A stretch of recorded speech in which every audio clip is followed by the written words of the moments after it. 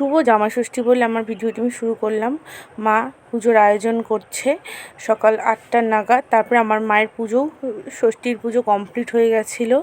তারপর যেহেতু আমাদের বাড়িতে কাঁঠাল গাছ আছে, তো আমাদের এখানে বানরের খুব অত্যাচার, এরা আর বাড়ি আর ছাড়ছে না, এত বিরক্ত করে কি বলবো।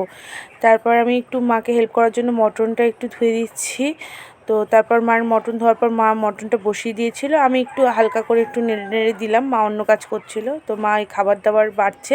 মা প্রচুর রান্না করেছিল। তারপর মা তার একমাত্র জামাইকে ষাটের জল দিচ্ছে, আর যেই সব নিয়মকানুন করতে লাগে সবটুকুই করছে, কারণ মা তো একা হাতে করে আর আমার তো মাই আছে।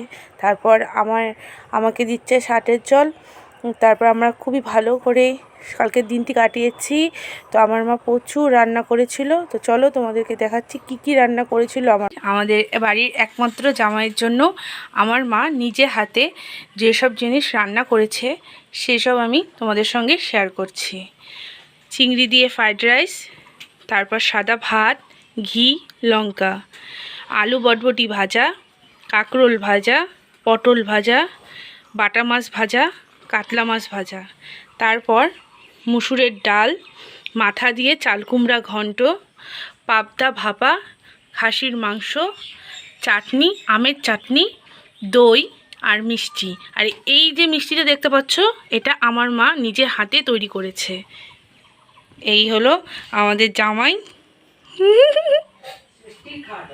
এখন ষষ্ঠীর খাওয়া দাওয়া শুরু হবে, তো চলো টাটা। তারপর আমরা কিছু ফটো তুলে নিয়ে এলাম আমরা দুজন, তারপরে মায়ের সাথেও ফটো তুলেছি। তোলার পর আর ভিডিও করিনি। তো তোমাদের সবার জামাই ষষ্ঠী কেমন গেল প্লিজ তোমরা সবাই জানিও, আমার পাশে থেকো।